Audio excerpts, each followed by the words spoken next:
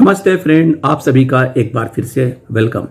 Friends, banking updates में finance ministry ask PSU banks to take measures to strengthen cyber security के तंत्र को और मजबूत बनाएं। जो घटना अभी यूको बैंक में during the November 10 to 13, UCO bank had observe due to technical issues in IMPS, certain transactions initiated by holders of the other banks have resulted in the credit to the account holders in UCO Bank without actual receipt of money from these banks. ये दो शहर जयपुर और जोधपुर में इस प्रकार की घटनाएं हुई कि कुछ अकाउंट होल्डर्स ने अपने IDFC फर्स्ट बैंक से IMPS के थ्रू यूको बैंक में पैसा ट्रांसफर किया और पैसा ट्रांसफर होने पर यूको बैंक में पैसा क्रेडिट हो गया, लेकिन IDFC बैंक से अकाउंट डेबिट नहीं हुआ, यानी कि फेक क्रेडिट यूको बैंक के अकाउंट होल्डर्स को मिला।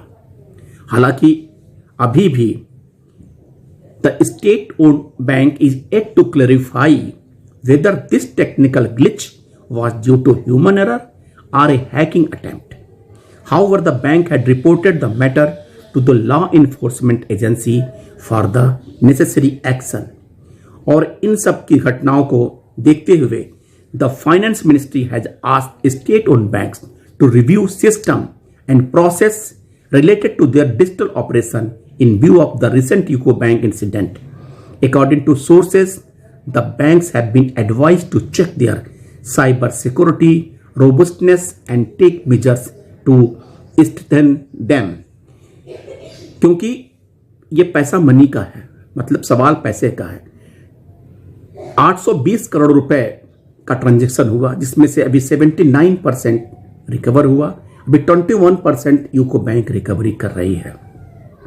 Bank should keep a tight vigil and there should be readiness for future cyber threats, sources said. The finance minister and RBI have been sensitizing banks on this aspect and regular intervals amid to the growing digitalization in the financial sector. Friends, और एक दूसरा समाचार, banks to provide more information on fraud accounts to NECL.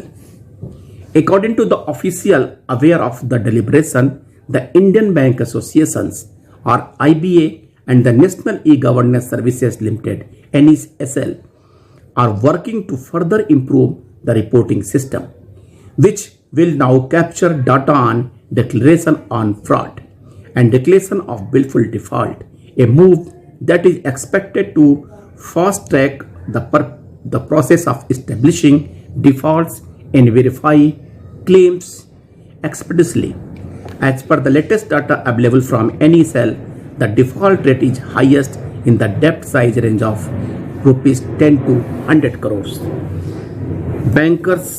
Banking is a very sensitive issue sector, और यहाँ पे हमारा जो system cyber security का, डिजिटल का, हर प्रकार से सिक्योर्ड होना चाहिए, otherwise there is a chances of huge loss to the banks and the account holders. Thank you friends, नमस्कार।